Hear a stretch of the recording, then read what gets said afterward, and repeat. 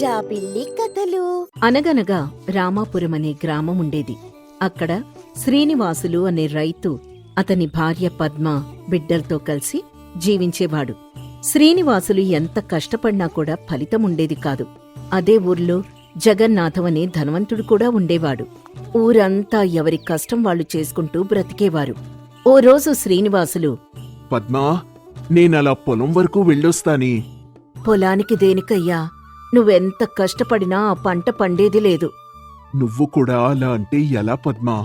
మరి ఎంతకాలమని ఆ భూమిని నమ్ముకుని కష్టాన్ని వృధా చేసుకుంటావు? నువ్వు చూస్తూ ఉండు, ఈ ఏడు మన పంట బాగా పండుతుంది. నేను భూమిని దున్ని మంచి విత్తనాలు వేస్తాను. నువ్వెన్నైనా చెప్పయ్యా, నాకైతే నమ్మకం లేదు. నాకుంది, నేనెళ్ళొస్తాను అని రెండెడ్లను తీసుకుని పొలం దున్నడానికి వెళ్లాడు. రోజంతా ఎండలో భూమి దున్ని ఆ పక్కనే ఉన్న చెట్టు కింద కూలబడతాడు. అక్కడికి జగన్నాథం తన పనివాడు కిట్టయ్యతో వస్తాడు. రే కిట్టయ్యా, పొలం పనులు ఎలా జరుగుతున్నాయి? అయ్యా, బాగానే జరుగుతున్నాయ్యా. ఆ మామిడి తోట పక్కన వాళ్ళు కబుల్ డబ్బులిచ్చేశారా? లేదయ్యా, మరో 2 రోజులు పడుతుందన్నారు. రే, ఆ చెట్టు కింద కూర్చుంది మన శ్రీనివాసులే కదా? అవునయ్యా అని ఇద్దరూ అటువైపు వెళ్తారు. శ్రీనివాసులు అలసిపోయి అలా కూర్చుంటాడు. ఏమయ్యా శ్రీనివాసులు, ఏంటి, ఏం చేస్తున్నావు? నమస్కారమయ్యా, ఎలా ఉన్నారు? బావున్నా. ఏంటయ్యా, నువ్వు ఇంకా ఈ భూమినే సాగు చేద్దాం అనుకుంటున్నావా? అవునయ్యా. దేనికి? ఎలాగూ నువ్వు కష్టపడినా పంట పండదు. అదే నాకమ్మేస్తే నీకు డబ్బొస్తుంది కదా. ఆ డబ్బుతో ఏదైనా వ్యాపారం పెట్టుకో. లేదయ్యా, నేనీ భూమిని ఎవ్వరికీ అమ్మను. పంట పండకపోయినా సరే పండే వరకు నేను కష్టపడుతూనే ఉంటాను. అవునా? ఈ భూమిని నీ అంతట్ నువ్వే నాకు అమ్మేస్తావు చూడు, అప్పుడు చూసుకుందాం అని కోపంగా అక్కడి నుంచి వెళ్ళిపోతాడు జగన్నాథం. సీనయ్యా, ఆయనతో పంతం దేనికి? ఎలాగూ పంట లేదు. సమయాన్ని కాలాన్ని వృధా చేయడం తెలివైన వాడి లక్షణం కాదు. ఆ భూమేదో ఆయనకు అమ్మేయకూడదు. లేదు కిట్టయ్యా, నా ప్రాణం పోయినా దీన్ని నేనెవ్వరికీ అమ్మను. ఎందుకయ్యా నీకంత పంతం? పంతం కాదు కిట్టయ్యా, ఇది నా ప్రాణం. ఇది మా నాన్నగారి జ్ఞాపకం. సరే, నీ మొండితనం నీది కదా, ఎవ్వరి మాట వినవు. ఈసారైనా ఆ దేవుడు నీకు అదృష్టాన్ని ప్రసాదిస్తే అదే చాలు. సరే కిట్టయ్యా, నేను పట్నానికి వెళ్లి విత్తనాలు ఎరువులు తీసుకొనొస్తాను. సరే సీనయ్యా, వెళ్ళిరా అంటాడు కిట్టయ్య. శ్రీనివాసులు అలానే పట్నం వెళ్లి విత్తనాలు ఎరువులు తీసుకునొస్తూ ఉంటాడు. ఆ ఊరికి రావాలంటే ఓ నదిని దాటుకుని రావాలి. దారిలో అనుకోకుండా ఓ ఎడ్లబండి అడ్డు రావడంతో ఇతని సరుకు నది పాలవుతుంది. దీంతో శ్రీనివాసులు, అయ్యో దేవుడా, నా మీద కాస్తైనా కనికరం లేదా? ఏంటయ్యా ఇది? అసలే అప్పు చేసి ఈ విత్తనాలు తీసుకున్నాను. ఇప్పుడు నేనేం చేసేది అని దిగులుగా ఇంటికి వెళ్లి విషయం చెప్తాడు. ఏంటయ్యా ఇది ఇలా అయింది? తలపెట్టిన ప్రతి కార్యం మనకు దురదృష్టాన్ని తీసుకునొస్తోంది. అవును లక్ష్మి, నాకు కూడా ఏం చేయాలో పాలుపోవడం లేదు. అసలు ఆ నది మీదుగా ఎందుకొచ్చావు? మరో మార్గం ఉంది కదా. ఇలా అయితే సమయం కలిసొస్తుంది, త్వరగా పొలానికి వెళ్ళొచ్చు అనుకున్నాను. కాని ఇప్పుడు చూసావా ఏమైందో? సర్లే, అయిందేదో అయింది. ముందా పొలాన్ని జగన్నాథానికి అమ్మే, అదే మంచిదనిపిస్తోంది నా ఒంట్లో శక్తి ఉండగా నేనా పని చేయలేను పద్మా అని బాధపడుతూ ఉంటాడు శ్రీనివాసులు. విషయం తెలుసుకున్న కిట్టయ్య శ్రీనివాసుల దగ్గరికి వస్తాడు. బాధపడకు సీనయ్యా, ఆ దేవుడు నీకిన్ని పరీక్షలు పెడుతున్నాడంటే ఏదో మేలు చేస్తాడు. ఏం మేలు చేయడమో ఏమో. ఈసారి విత్తనాలు కొనడానికి ఎవరి దగ్గర అప్పు చేయాలో తెలియడం లేదు. ఆ భగవంతుడే ఏదో ఒక మార్గం చూపిస్తాడే. ఏమయ్యా, ఈసారి గాజులమ్మి ఆ డబ్బుతో విత్తనాలు కొను.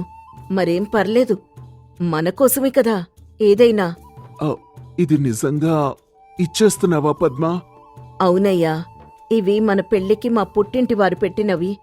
ఇప్పుడు మనం పొలం కోసం పెట్టడంలో ఎలాంటి తప్పులేదని నాకనిపిస్తోంది. తీసుకో. చూసావా సీనయ్యా, లక్ష్మీదేవి కరుణించింది. ఇక వెళ్ళిరా అనంటాడు కిట్టయ్య. మరోసారి విత్తనాలు ఎరువులు తీసుకుంటాడు శ్రీనివాసులు. ఈసారి దారిలో అనుకోకుండా పెద్ద వర్షం పడి అతనొస్తున్న దారంతా మునిగిపోతుంది. అప్పుడు శ్రీనివాసులు తనలో తాను ఇలా అనుకుంటాడు. అయ్యయ్యో, ఇంత పెద్ద వర్షంలో నా ఎరువులు విత్తనాలు అన్నీ తడిచిపోతున్నాయే. ఏం చేయాలి భగవంతుడా? ఏంటయ్యా నాకు ఈ పరీక్ష? అని దిగులు చెందుతూ ఉంటాడు. అలానే ఇంటి వరకు వెళ్తాడు. పద్మ గుమ్మంలో నిలబడి ఉంటుంది. ఏవయ్యా, ఇంత ఆలస్యంగా వచ్చావు? అరే, ఆ సంచి ఏంటి అంత తడిసిపోయింది? పద్మ, దారిలో పెద్ద వర్షమే. విత్తనాలు ఎరువులు అన్నీ తడిచిపోయాయి. భగవంతుడా, ఇదేం పరీక్ష! నా భర్త ఎంత కష్టపడినా ఈ దురదృష్టం మమ్మల్ని వదిలేలా లేదు. ఏం కాదులే పద్మ, ఏదో ఒకటి చేద్దాం. ఏదో ఒకటేంటయ్యా? అంత ధర పెట్టి తెచ్చిన ఎరువులు విత్తనాలు అలా తడిసిపోతే ఏం చేస్తావ్? రేపెండలో ఆరబెట్టి విత్తనాలేస్తానే. ఈసారి పంట బాగా పండుతుంది. నువ్వు చూస్తూ ఉండు. మరి ఎరువుల సంగతేంటి? మరోసారి వెళ్ళి కొనడమే. ఎందుకయ్యా ఇన్ని కష్టాలు? ఆ పొలం ఏదో ఆ జగన్నాథానికి అమ్మేయొచ్చు కదా. లేదు పద్మ, దానికి కారణమేంటో కూడా నీకు తెలుసు. నాతో పదే పదే ఆ విషయంలో వాదించకు అని అక్కడి నుంచి వెళ్ళిపోతాడు శ్రీని. మరుసటి రోజు శ్రీనివాసులు విత్తనాల్ని ఎండబెట్టి పొలంలో చల్లుతాడు. కొన్ని వారాలకు ఆ భూమంతా కూడా పచ్చగా మారుతుంది. జగన్నాథం అటుగా వస్తాడు. ఆ రే కిట్టయ్యా, ఆ పొలం శ్రీనివాసులదే కదా? అవునయ్యా, అతందే. ఏంట్రా ఇది ఈసారి ఇలా పచ్చగా కళకళ్ళాడుతోంది? ఆ శ్రీనివాసుల్ని పిలుచుకురాపో. అట్టగేనయ్యా. అని కిట్టయ్య శ్రీనివాసుల్ని అక్కడికి తీసుకొనొస్తాడు. శ్రీనివాసులొచ్చి, అయ్యా, నమస్తే అయ్యా. ఏరా శ్రీను, ఏంటిది? ఈసారి ఏం మందు పెట్టావ్? పొలం ఇలా ఎండిపోకుండా పచ్చగా ఉంది. పైగా మొన్న నీ ఎరువులు విత్తనాలు వర్షానికి తడిసిపోయాయని విన్నాను. అవునయ్యా, నిజమే. నేను కూడా దాని గురించి చాలా దిగులు చెందాను. ఆ వరుణ దేవుణ్ణి బాగా తిట్టుకున్నాను కూడా. కాని నా విత్తనాలు తడవడం మాట అటు ఉంచితే ఆ వర్షానికి భూమికి నీరు బాగా అందింది. ఇన్నాళ్ళు సరిగ్గా వర్షాల్లేక నీళ్లు నా పొలానికి అందక చాలా ఇబ్బంది పడ్డాను. మరి విత్తనాలెక్కడివిరా? మరుసటి రోజు ఆరబెట్టి అవే చల్లానయ్యా. తడిచిన విత్తనాలతో నీ పంట పండిందా? ఆశ్చర్యంగా ఉందే. అవునయ్యా, నేను అదే అనుకున్నాను. కాని ఆ వర్షం దురదృష్టం కాదు, నా పాలిట అదృష్టంగా మారింది. దేవుడి దయ, మా నాన్నగారి ఆశీస్సుల వల్ల పొలం ఇంత పచ్చగా ఉంది అని చెప్పగానే జగన్నాథం అక్కడి నుంచి వెళ్ళిపోతాడు. సీనయ్య, నీ పట్టుదలకి జోహార్లు. నువ్వు చెప్పినట్టు దురదృష్టంలోనే అదృష్టం దాగుందని నిరూపించావు. మనకెంతటి కష్టం వచ్చినా సరే కృంగిపోకూడదు కిట్టయ్యా. అందులోనే మన సమస్యలకు సమాధానాలు వెతుక్కోవాలి. నిజమేనయ్యా. ఇప్పుడు ఆ జగన్నాథానికి నీ పొలం తనకివ్వలేదని కోపం, అందుకే అలా వెళ్ళిపోయాడు. మరేం పర్లేదులే కిట్టయ్యా, ఇది నా సొంతం. ఎలా అయినా నేనే దీన్ని కాపాడుకుంటాను. సరే, నేను వెళ్ళొస్తాను అని వెళ్ళిపోతాడు కిట్టయ్య. పంట కోత సమయం వస్తుంది. శ్రీనివాసులు పొలం ఊర్లోనే అత్యధిక దిగుబడిని ఇస్తుంది. అతను ఆ డబ్బుతో ఇంటిని బాగు చేసుకుంటాడు. ఒకరోజు పద్మ శ్రీనివాసుడితో ఇలా అంటుంది. ఏమయ్యో, నీ నమ్మకమే గెలిచింది. నువ్వీ భూమిని వదలకపోవడం వల్లే మనం ఈ రోజు ఈ స్థితిలో ఉన్నాం. పద్మ, ఈ భూమి కేవలం భూమి కాదే, మా నాన్నగారి జ్ఞాపకం. దాన్ని నమ్మినందుకు దేవుడు మనల్ని ఆశీర్వదించాడు. నిజమేనయ్యా, నువ్విలానే దానిమీద నీకుండే నమ్మకాన్ని వదులుకోకు అని మాట్లాడుతూ ఉండగా జగన్నాథం శ్రీనివాసులు ఇంటికి వస్తాడు. శ్రీనివాసులు, నీ పట్టుదల నన్ను ఆలోచింపజేసింది. నువ్వు నీ భూమిని కాపాడుకున్నావు, అదృష్టాన్ని సంపాదించుకున్నావు. చాలా మంచిది. ధన్యవాదాలయ్యా. ఈ భూమి నాకు కేవలం ఆస్తి మాత్రమే కాదు, నా నమ్మకం. దురదృష్టం వచ్చినా దాన్ని ఎదిరించి నిలబడితే అదృష్టం తప్పక వస్తుందయ్యా. సీనయ్యా, నీ కథ ఊరంతా మాట్లాడుకుంటున్నారు. నువ్వు మాకు స్ఫూర్తివి. దురదృష్టంలో అదృష్టం దాగుంటుందని నువ్వు నిరూపించావు. కష్టాన్ని నమ్ముకుంటే అదే మనకి దారి చూపిస్తుంది కిట్టయ్యా. నిజమే శ్రీనివాసులు, ఇక నుంచి నీకేమైనా సాయం కావాలంటే నన్నడుగు. సరేనయ్యా. అనంటాడు శ్రీనివాసులు. అప్పట్నుంచి ఆ కుటుంబం హాయిగా జీవిస్తుంది. కష్ట సమయాల్లో ఓపిక, పట్టుదల ఉంటే దురదృష్టం కూడా అదృష్టంగా మారవచ్చు. ఒక ఊర్లో శాంతమ్మ తన కొడుకు భద్రయ్యతో కలిసి ఉంటుంది. శాంతమ్మకు భర్త లేడు. 25 ఏళ్లొచ్చినా కొడుకు భద్రయ్య మాత్రం ఏ పని చేయకుండా తల్లి కష్టపడి సంపాదిస్తూ ఉంటే ఇంట్లో కూర్చొని తింటూ ఉంటాడు. ఊరంతా భద్రయ్యను బద్ధకయ్యా అని హేళన చేస్తూ ఉంటారు. పాపం తన కొడుకుని సోమరితనం నుంచి ఎలా బయటపడాలో తెలియక శాంతమ్మ సతమతమవుతూ ఉంటుంది. ఒకరోజు శాంతమ్మ భద్రయ్యకు భోజనం పెడుతూ, భద్రా, భోజనం చేద్దూరా. పెట్టమ్మా, తింటాను. అందుకే కదరా నేనున్నది. నీకు 25 ఏళ్ల వయసొచ్చింది. రేపో మాపో పెళ్లి చెయ్యాలి. నువ్విలా సోమర్లా ఉంటే ఎవరు చేసుకుంటారు నిన్ను? ఇక మీదటైనా నువ్వేదో ఒక పనికి వెళ్ళు. నన్నెలాగో సాకనవసరం లేదు. కనీసం నిన్ను చేసుకోబోయే పిల్లనైనా చూసుకోవాలి కదా. కాస్త నా మాట విని ఆ బద్ధకాన్ని వదిలిపెట్రా. అమ్మా, నాకు పెళ్ళొద్దు, ఏమీ వద్దు. నన్నిలాగే ఉండనివ్వు. పని చేసి సంపాదించేంత ఓపిక నాకు లేదు. నన్ను సతాయించావంటే ఇంట్లో నుంచి వెళ్ళిపోతాను. పోతే పోరా, పీడా పోయిందనుకుంటాను. నీ గురించి ఆలోచించి ఆలోచించి నా ఆరోగ్యం పాడైపోతోంది కాని నువ్వు మాత్రం మారడం లేదు. ఎక్కడికి పోతావో పో. బయటికి వెళ్తే నీకు తిండి పెట్టేదెవరు? అప్పుడైనా పని చేయాలి కదా. అమ్మో, అవును. బయటికెళ్తే నాకు ముద్ద పెట్టేదెవరు? నేనెక్కడికి వెళ్ళను, ఇక్కడే ఉంటాను. కానీ నన్ను పని చేయమని విసిగించొద్దమ్మా. రే, నేనున్న నాళ్ళు నిన్ను చూసుకుంటాన్రా. నా తర్వాత నిన్ను చూసుకునేదెవరు? నీకు పెళ్లి చేస్తే వచ్చే నీ భార్య నిన్ను చూసుకుంటుంది అనేదే నా ఆశ. నీకు పెళ్లి చెయ్యాలంటే నువ్వీ సోమరితనాన్ని వదిలిపెట్టకపోతే ఎలా చెప్పు? అమ్మా, గంతకు తగ్గ బొంత అని నాకు సరిపడా పిల్లని దేవుడెప్పుడో పుట్టించే ఉంటాడు. అదే వస్తుంది. నువ్వేం కంగారు పడమాకు. దేవుడా, విడి తిక్క కుదిర్చే పెళ్ళాన్ని ఎక్కడ పుట్టించావో త్వరగా చూపించు తండ్రి. ఇదిగో, నన్ను భరించాలంటే అది బరువులు మోసేదై ఉండాలి. అదే సమయంలో చంద్రగిరిలో లక్ష్మికి సంబంధాలు చూస్తూ ఉంటారు. ఆ ఊర్లో ఎక్కడా కూడా తనకి సంబంధాలు కుదరవు. ఎందుకంటే తను చిన్నప్పటినుంచి కుస్తీ పోటీలు ఆడుతూ ఉండేది.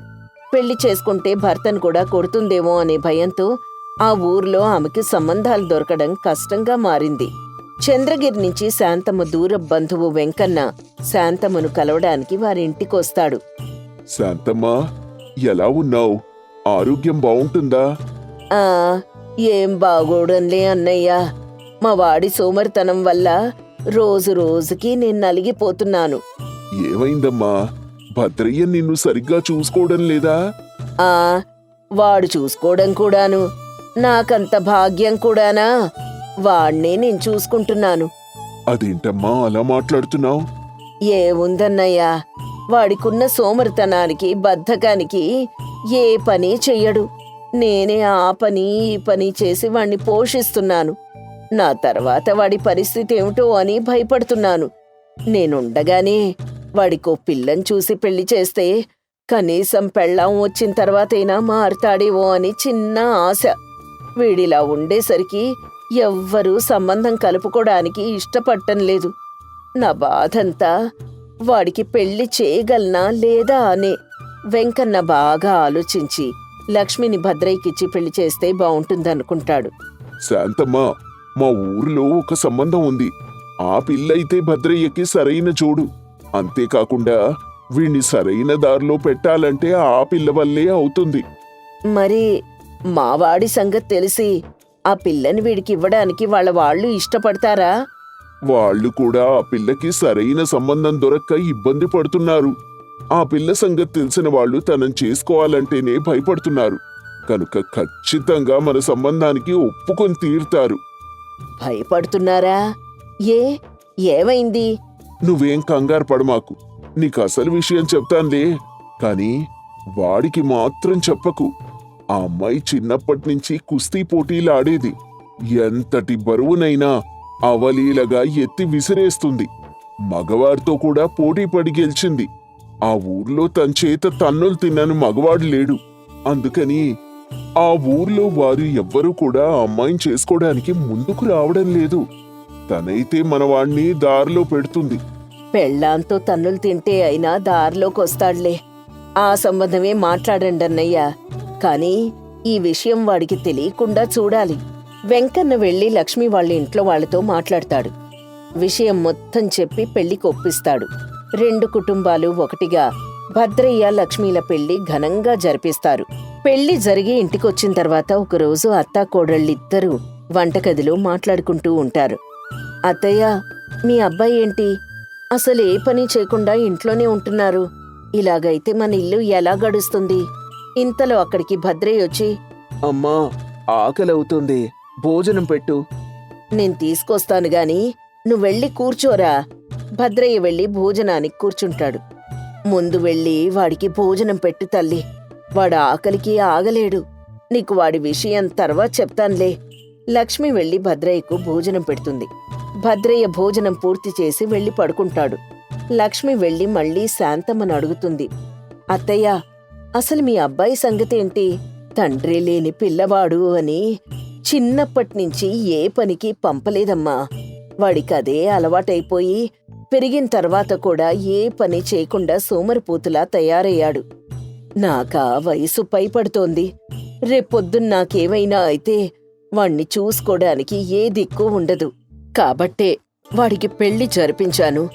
నువ్వే ఎలాగైనా వాడు బద్ధకం వీడి పనిచేసేలా తయారు చేయాలి. నీ గురించి వెంకన్న నాకు పూర్తిగా చెప్పాడు. వాడికి నువ్వే సరైన జోడి. వాణ్ణి భయపెడతావో బెదిరిస్తావో నీ ఇష్టం. కాని వాణ్ణి ప్రయోజకుడిగా మార్చు. నేను చచ్చి నీ కడుపున పుడతాను తల్లి. ఈ ఒక్క పని చేసిపెట్టు అని కోడలికి చెప్తుంది.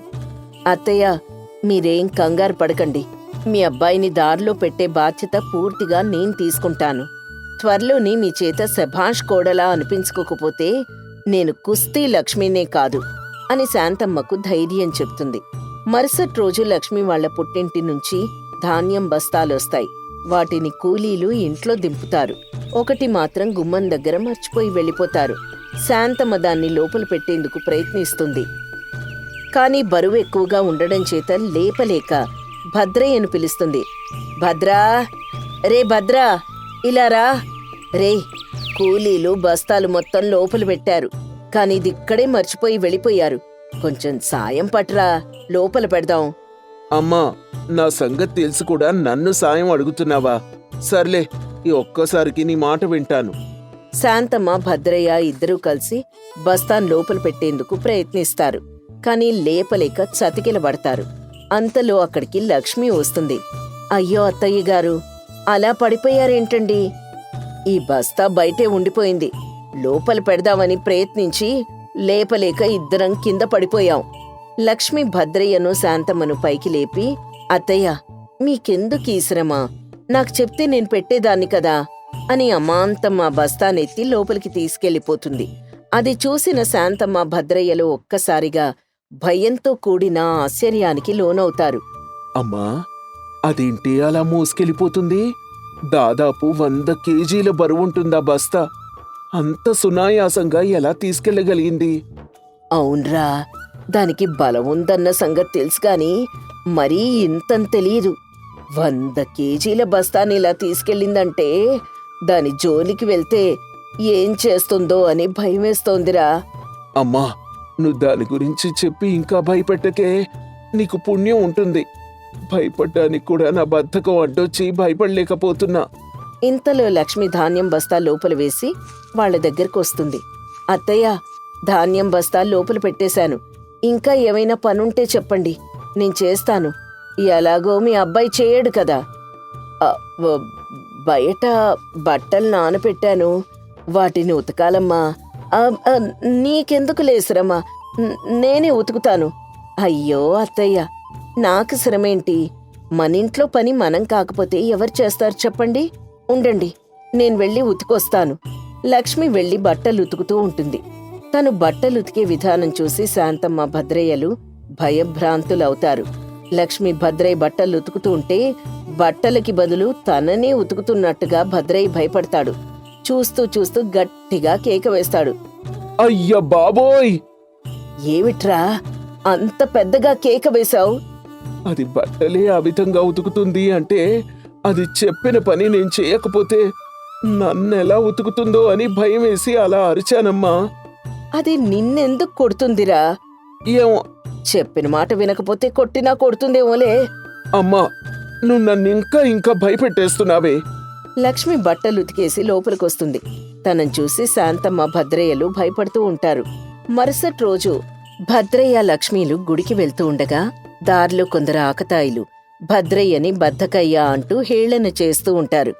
అరే బద్ధకయ్యా, నీకున్న బద్ధకానికి ఇంట్లోంచి బయటికి కూడా రావు కదరా, ఇప్పుడు ఎక్కడికి వెళ్తున్నావు? మన బద్ధకయ్యకు ఈ మధ్య పెళ్లి జరిగిందిరా, అందుకే కొత్త పెళ్ళాంతో గుడికి వెళ్తున్నట్టున్నాడు. అవును కదా బద్ధకయ్యా? అరే బద్ధకయ్యా, నీ భార్యతో కాపురం అయినా చేస్తున్నావా లేక బద్ధకించి పడుకుంటున్నావా అని హేళన చేస్తూ నవ్వుతూ ఉంటారు. ఇంతలో లక్ష్మికి పట్టరాని కోపం వస్తుంది. తను కోపంతో అక్కడున్న వ్యక్తులనొక్కొక్కరిని పైకి లేపి విసిరేస్తూ ఉంటుంది. ఒక్కొక్కరు ఆమడ దూరంలో పడుతూ ఉంటారు. అది చూసిన భద్రయ్యకు భయం ఇంకాస్త ఎక్కువ అవుతుంది. ఇంకొక్కసారి ఎవ్వరైనా నా భర్తను హేళన చేస్తే ఊరుకునేదే లేదు చెప్తున్నా. ఒక్కొక్కడిని బట్టలు ఉతికినట్టు ఉతికేస్తా అని వారికి హెచ్చరించి అక్కడి నుంచి వెళ్ళిపోతుంది లక్ష్మి. లక్ష్మితో పాటు భద్రయ్య కూడా గుడికి వెళ్లి ఇంటికొచ్చిన తర్వాత జరిగిందంతా గుర్తు చేసుకుని భయపడుతూ ఉండగా లక్ష్మి అతని దగ్గరకొచ్చి, ఏవండి, నన్ను చూసి మీరెందుకు ఆ విధంగా భయపడుతున్నారు? నేను మిమ్మల్ని ఏమీ అన్ను, ఎందుకంటే మీరు నా భర్త. నన్ను చూసి మీరు భయపడాల్సిన అవసరం లేదు. కాని ఇందాక దారిలో ఆకతాయిలు మిమ్మల్ని అన్రాని మాటలు అంటూ ఉంటే కోపం పట్టలేక వారిని కొట్టాను. మీరే పని లేకుండా ఇలా ఇంట్లో ఖాళీగా కూర్చుంటే అలాంటి వారు మిమ్మల్ని హేళన చేస్తూనే ఉంటారండి. మనం అలాంటి వారికి అటువంటి అవకాశం ఇవ్వకూడదు. అలా జరగాలి అంటే మీరు ప్రతిరోజు పనికి వెళ్ళాలి. అప్పుడే మీకు నలుగురిలో గౌరవం ఏర్పడుతుంది. ఇకనైనా మీరు సోమరితనం వదిలి సమర్థవంతంగా పనిచేయాలి. అర్థమైందా? లక్ష్మి, నువ్వు చెప్పిందంతా బాగానే ఉంది, కానీ నాకు పని చేయడం అంటేనే అంటూ నసుగుతూ ఉంటాడు.